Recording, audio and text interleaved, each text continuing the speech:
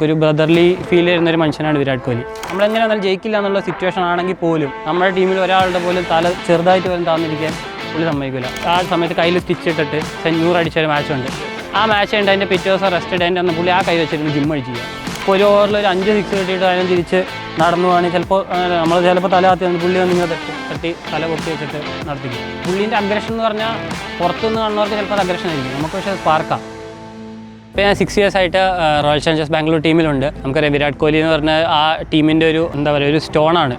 Okay, ആ മനുഷ്യനെ ഞാൻ പണ്ട് തൊട്ടേ കുഞ്ഞുകാലം തൊട്ടേ ഞാൻ ആരാധിച്ചിരുന്ന മനുഷ്യനാണ്. ക്രിക്കറ്റ് കണ്ടു തുടങ്ങുന്ന കാലം തൊട്ട്, അതായത് നമുക്ക് ക്രിക്കറ്റ് പ്രൊഫഷണൽ ക്രിക്കറ്റ് സ്നേഹിച്ച് തുടങ്ങുന്ന കാലം തൊട്ട് ആളുടെ ഒരു ആരാധകനായ ആളാണ് ഞാൻ. നമ്മൾ Virat Kohli AB de Villiers batting പെയറിൻ്റെ ഒരു ഭയങ്കര ആരാധകനായിരുന്നു ഞാൻ. ആ ടൈമിലൊക്കെ മാച്ച് കാണാനൊക്കെ ആയിട്ട് ചിന്നസ്വാമി സ്റ്റേഡിയത്തിൽ എപ്പോഴും പോകുമായിരുന്നു.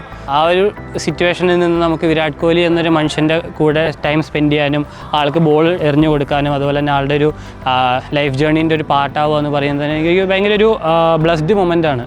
ഓക്കെ, നമുക്ക് ആളെ ഒരു ഓഫ് ദ ഫീൽഡ് നമ്മൾ ആളെങ്ങനെയാണ് ആളുടെ കൂടെ ടൈം സ്പെൻഡ് ചെയ്യുക, അതുപോലെ തന്നെ നമുക്കൊരു ബ്രദർലി ഫീൽ ചെയ്യുന്നൊരു മനുഷ്യനാണ് വിരാട് കോഹ്ലി. ഓക്കെ, ആ ഒരു ബൗണ്ടറി റോപ്പിൻ്റെ ഉള്ളിൽ നമ്മൾ ഇറങ്ങിയിട്ട് നമ്മളിപ്പോൾ എങ്ങനെ വന്നാലും ജയിക്കില്ല എന്നൊരു മാച്ചാണ്. ഓക്കെ, നമ്മളെങ്ങനെ വന്നാലും ജയിക്കില്ല എന്നുള്ള സിറ്റുവേഷൻ ആണെങ്കിൽ പോലും നമ്മുടെ ടീമിൽ ഒരാളുടെ പോലും തല ചെറുതായിട്ട് പോലും താന്നിരിക്കാൻ പുള്ളി സമ്മതിക്കില്ല.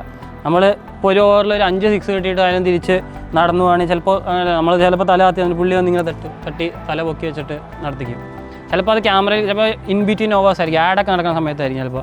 ചിലപ്പോൾ കുറച്ച് ഡൗൺ ആയിട്ട് നമ്മൾ നടക്കുന്ന സമയത്താണെങ്കിലും പുള്ളി വന്ന് ചിന്നപ്പെന്ന് പറഞ്ഞ് തല കാത്തരുന്നുള്ള രീതിയിൽ ആളുടെ അഗ്രഷൻ എന്ന് പറഞ്ഞാൽ നമുക്ക് ഒരു സാധനം ഒരു സ്പാർക്കാണ്.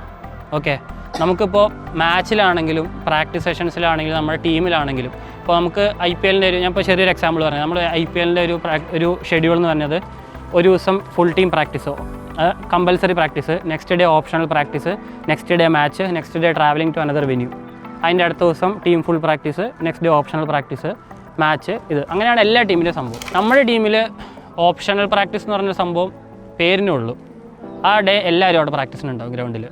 ആ ഒരു സംഭവം സ്പാർക്ക് നമുക്ക് കിട്ടിയത് വിരാട് ഭായ് കാരണം ആ ഒരു ആ സമയത്ത് കയ്യിൽ സ്റ്റിച്ച് ഇട്ടിട്ട് 100 അടിച്ചൊരു മാച്ചുണ്ട് ഇല്ലേ. ആ മാച്ച് ഉണ്ട്, അതിൻ്റെ പിറ്റേ ദിവസം റെസ്റ്റ് ഡേൻ്റെ അന്ന് പുള്ളി ആ കൈ വെച്ചിരുന്ന് ജിം അടിക്കുക. ഓക്കെ, ആലോചിച്ച് നോക്കുക.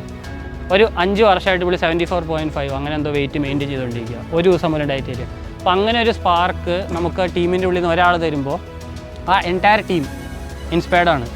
ഓക്കെ, നമ്മളെ പുഷ് ചെയ്യാൻ നമുക്കെന്താ എക്സ്ക്യൂസ് ഉള്ളത്? ആളിങ്ങനെ ചെയ്യുക, നമുക്കെന്താ എക്സ്ക്യൂസ് ഉള്ളത്? എനിക്കിന്ന് കാല് വേദനയാണ്, ഞാൻ പ്രാക്ടീസിന് ഇല്ലാന്ന് അതിൽ 10-16 സ്റ്റിച്ചിങ് കഴിച്ചിട്ട് പുള്ളി അതും ചെയ്തിട്ട് ആ പിറ്റേ ദിവസം വന്ന് ജിമ്മ് അടിക്കും. അപ്പോൾ നമുക്ക് ഒരു സ്പാർക്ക്, പുള്ളീൻ്റെ അഗ്രഷൻ എന്ന് പറഞ്ഞാൽ പുറത്തുനിന്ന് കാണുന്നവർക്ക് ചിലപ്പോൾ അത് അഗ്രഷൻ ആയിരിക്കും, നമുക്ക് പക്ഷേ സ്പാർക്കാണ്.